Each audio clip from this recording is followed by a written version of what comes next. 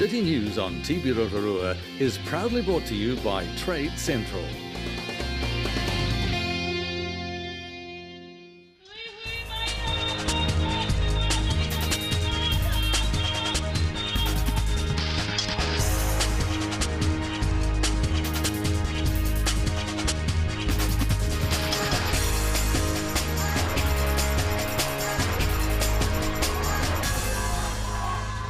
Tēnā koutou katoa tonight on City News. The Black Seeds, P Money, Savage and Amy McDowell are headlining the Crankworks Bikes and Beats Free Festival. Councillor Trevor Maxwell says Te Matatini was another outstanding success for iwi and locals prepare to take on the upcoming 51st Rotorua Marathon. Crankworks Rotorua has released the lineup for the Free Bikes and Beats Music Festival. Headliners include the Black Seeds, P Money, Savage and Jamie McDowell. Also included in the lineup are locals and up-and-comers Strangely Arousing and Open Arms. The Free Bikes and Beats Festival kicks off at the Village Green on Friday, March the 27th and Saturday, March the 28th, and also features live screen action of the Crankworks events. Also featuring are event prize givings, food stalls, carnival rides and much more. Entertainment kicks off from 3 p.m. on Friday and from 4 p.m. on Saturday. The festival schedule can be found on the Crankworks website. Rotorua Lakes Councillor Trevor Maxwell says Te Matatini 2015 was another outstanding success and iwi should be proud of the level of performance. Mr Maxwell spent a week celebrating Kapahaka as a special guest of Te Matatini. Yes, so it was, I was down there for 6 days with a new role as a life member of Te Matatini. We were invited to be there. There's about half a dozen of us left, and was able to relax and get the big picture of Te Matatini. It was an absolutely fantastic event, like it is every 2 years, and it's been going since 1972, and I think I've only missed 3. Okay, so let's talk about now Opera in the Pa, which is obviously the next big thing that you've taken on board, or that you are running this year. It's held on Saturday, the 21st of March, and gates open there at 6 o'clock, and we get underway with a mihi around about 7 o'clock. Welcome the artists in, and then have an enjoyable evening. People can can sit on the grass in the front, or seats, and enjoy a picnic hamper or something. Local fashionista Carl William Werepa has released his autumn collection. This season's hot look is metallic. We're just here at my autumn 2015-16 collection launch at Ahu Boutique, and this collection is called Passage to the East, and we've gone for a 60s inspired design line. So we've got these very sharp lines here, and we've got like metallics because the collection is inspired by Eastern culture. There is an element of, we want to have an element of the extravagance and opulence of the East. And more of Carl's fashions, along with the work of Adrian Whitewood and Miriana Ngātai, are on show later this month at the inaugural Oho Fashion Show. And locals are invited to the Bay Trust Rescue Helicopter Open Day. Organisers say it's a chance to meet the hard-working crew behind the Bay Trust Rescue Helicopter. Pilot and base manager Barry Vincent says it's a great opportunity to open our doors and allow the public to get close to the rescue helicopter, as well as key partners in emergency work. Admission to the open day is free and is on Sunday the 29th of March from 10 a.m. to 2 p.m. in the Bay Trust hangar, Rotorua Hospital. In sport tonight, the 51st Rotorua Marathon is fast approaching, with just over 2.5 months left for entrants to train. To help with this, the Lakeland Athletics Club is supporting new marathon clinics.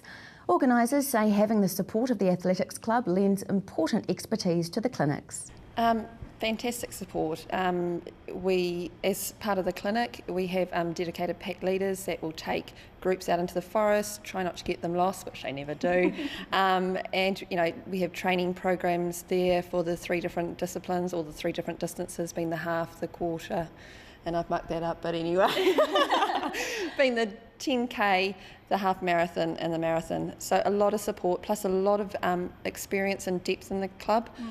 People, fast runners, runners that have been to the Commonwealth Games. So great lot of experience in the club.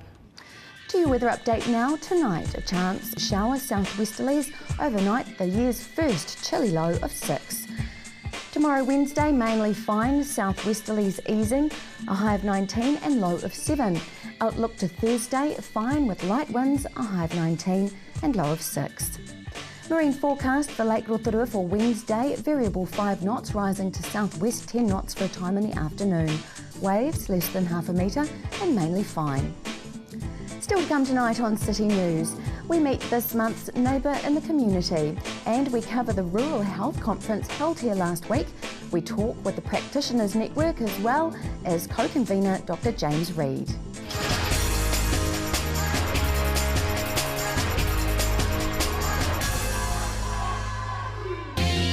City News on TV Rotorua is proudly brought to you by Trade Central.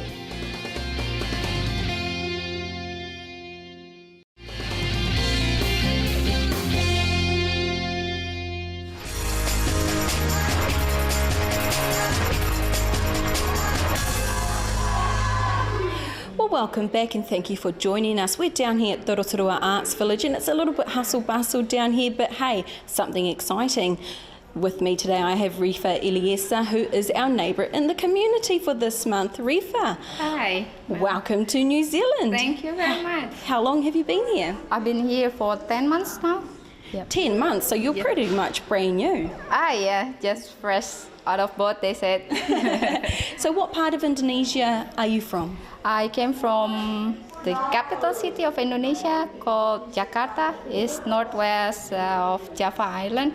That's the most density population lives there. All the shopping malls, all the embassies, offices is there. So what brings you to our shore? It's to accompany my husband who lives and works here, just in Rotorua, the central city. Very good. So just you and him, or have you got a family that have come with you? Just the two of us. Very nice. So what's it like moving from Indonesia to New Zealand? It's totally different life. I was working there for the whole life, and here I'm currently home manager. Then I use my time, just came here to the art village to study English so I can meet new people and do the exercise. Yeah. Absolutely. Well, I like the fact that you're now a home manager, but it is really important to have people here that support you in the community. So the English Language Association, they've been supporting you, haven't they? Yes, I really thank them for having all the migrants to do more exercise to blend in with the life in New Zealand. Absolutely, it's all about blending in. So tell me, it's only been 10 months, but what do you miss about Indonesia? Well, the first thing is the food, and especially in Jakarta we have a 24 food stall along the roadside. Then what else? Just my family. Just your family, absolutely understandable. Can you tell us what you like about New Zealand so far? So far, especially in Rotorua, I can do all the outdoor activities like cycling. I did a lot of those in Jakarta because that's the option to get rid of the traffic jam. I use cycling every now and then, but we don't have special bike lane throughout the city yet. But here it's different. I can cycle along the way from home to city center up to Redwoods. Then they have that bike festival just recently, and then my husband can go fishing, hunting. Yeah, that's totally different from the life I was in Jakarta. Nice. Now you have a speech coming up Yes. towards the midway of this month. Tell us, what is it that you're going to be sharing? Well, I really like to share about my life in Indonesia, and especially culture. Everything they would like to know, they can come and talk to me, ask me, because that's what I like to share. Now you speak quite good English. Is English a second language for Indonesia? We studied since our elementary school up to university. But since I work with the international organization, I forced to speak English. Yes, that's easier.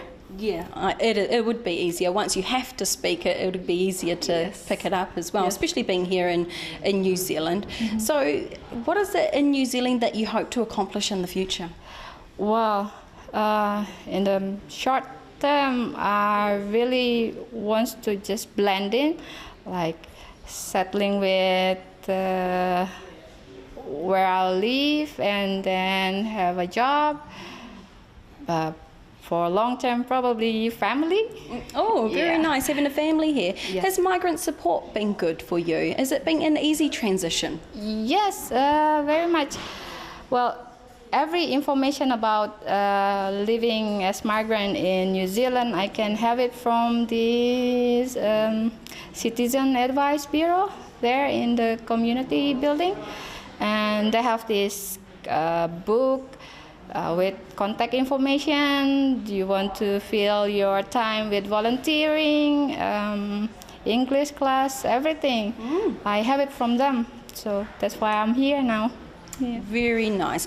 Now, so when is your talk? When is it happening? It's on 27th of March, this Friday noon, and it's often open for everyone.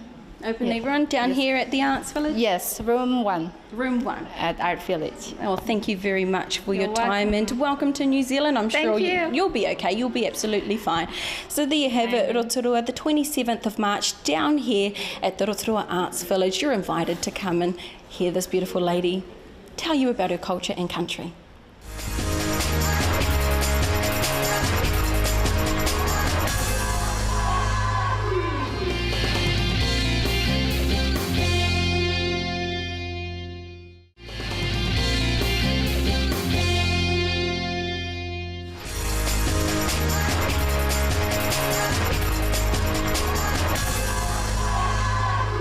Close to home is the theme for the 2015 Rural Health Conference. Rob Olsen here is one of the main organisers pulling this all together, aren't you, Rob? Yes, my role is really as conference manager, but we do have a whole team of people helping out to organise this event, which is 10 months in the making. Oh, 10 months in the making, I can understand, especially with the calibre of this event, it's quite big. Yeah. Tell me, close to home, why was that named? Okay, close to home, and it's not named after the TV program.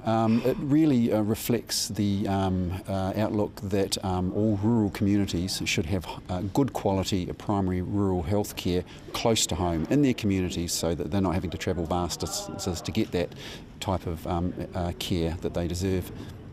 Absolutely. Being isolated must mean that you're one of the most at risk. Yeah. Well, I mean, there are degrees of isolation within rural, but generally, anybody who is 35 kilometres or 35 minutes from a tertiary hospital is classed as rural. And you have remote rural as well, which puts people sort of 90 minutes or 90 k's and beyond in that category. Absolutely. So why was this conference started? Well, the conference is this is our 27th year, so it has been organised every year in different parts of the country, and it was really designed to bring rural general practitioners together to network, to upskill. We have CME component of it, and just to really get everybody together at least once a year, because people are working in different parts of the country and often in isolation. So it's a great chance for everybody to get together, to learn, to socialise, and just to meet and greet their colleagues. Now, the medical profession is quite vast, isn't it? So who do we have that are being represented here today? Okay, well, we have obviously GPs who are an integral part of rural communities.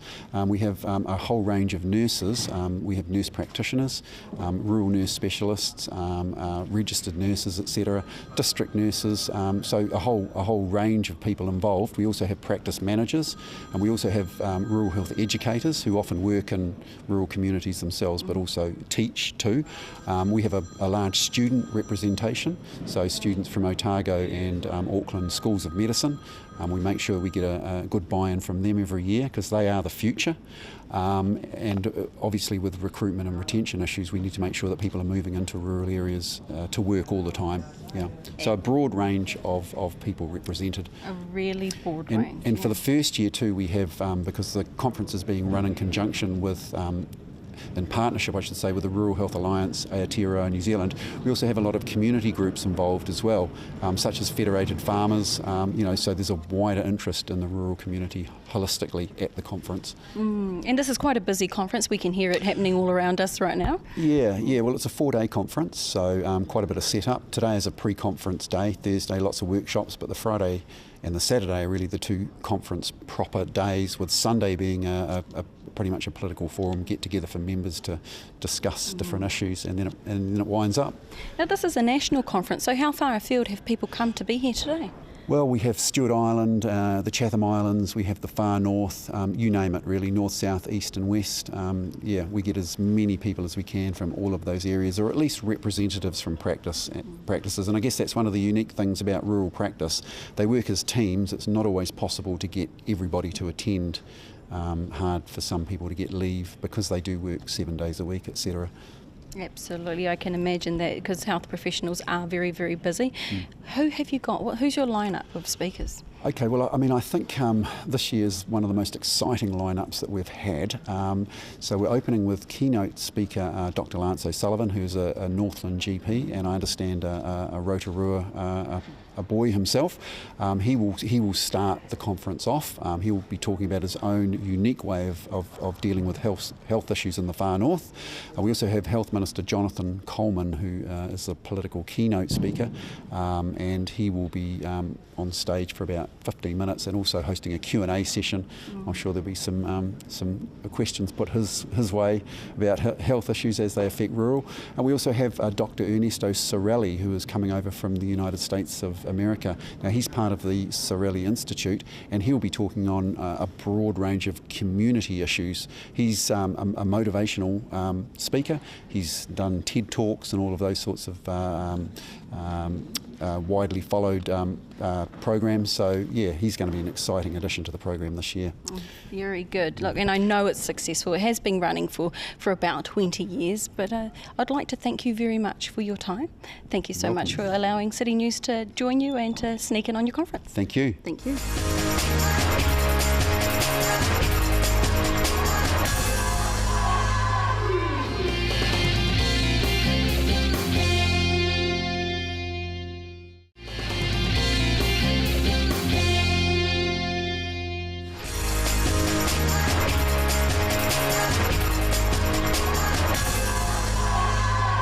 And welcome back. With me now is Dr. James Reid, who is the co-convener for this year's 2015 Close to Home conference. It must have been quite a busy schedule for you, James, I could imagine. Yeah, it has, and for me in the conference committee. And this year, this is our first National Rural Health Conference, so we're doing it with the Rural Health Alliance of New Zealand. So that meant we had to satisfy a lot more people really, but I think we pulled it off. As co-convener, what was your main role? Well, it's just bringing together the conference committee, and together we had to make sure that we presented stuff that was relevant to a whole range of different groups. It can't just be for doctors. There's stuff for nurses, nurse practitioners, rural practice managers, rural hospital doctors, rural hospital nurses, pharmacists. So it's really for rural health practitioners. That's what this conference is for. Yeah, absolutely. Well, talk about some of the issues that we're currently facing with rural health. Right, well, our theme this year, as you've been talking about, is close to home. And one of the big issues for rural people is equity of access to health care. That's easy to think of in terms of people having to travel to health care. Another issue that we're looking at is where we train our rural practitioners. Training institutions are often centred in urban areas, and getting people into the rural sector to get rural experience is difficult. Organising the people to teach them there's a lot of enthusiasts there, but coordinating that is a challenge as well. So that comes under that theme as well. Yeah. And so how are we encouraging the practitioners to move rural? Well, actually there's some great educational schemes going on, right from student groups at university.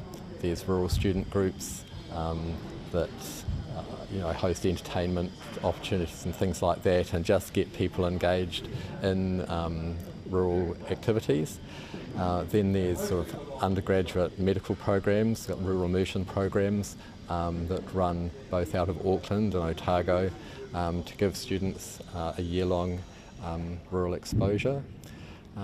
Postgraduate-wise, we've got the Rural Hospital Medicine Training Program, which has been going for the last 5 years, and that's been oversubscribed. It's very successful.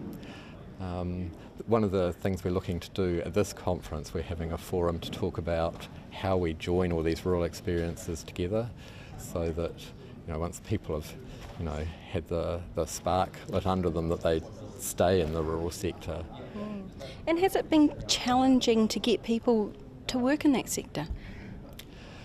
Well, yes, it has. As I said before, the training institutions are urban, and often you can imagine that once people get well into their training, they may have kids and a mortgage by the time they come to do their postgraduate stuff, like the GP stuff, and that sort of keeps them in one place, and it's not necessarily rural. So often the people that are going rural are the ones that come from rural background anyway. So our challenge is to give them the opportunity to go back and to sort of light a spark for people that are not rural that would like to go there. Absolutely. Yeah. So what are some of the main benefits of some of the practitioners going rural?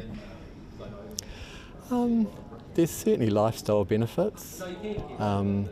Certainly, like with my job, I'm a rural hospital doctor. You get to do a wide range of things that you wouldn't get to do if you were either an urban GP or if you're a hospital specialist.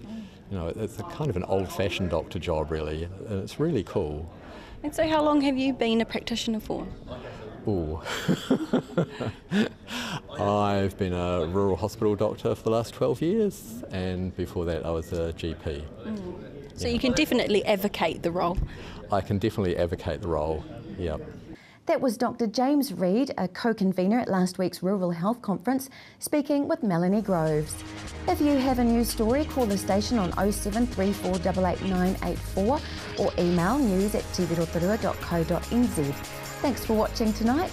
From all the team here at City News, for Mārie.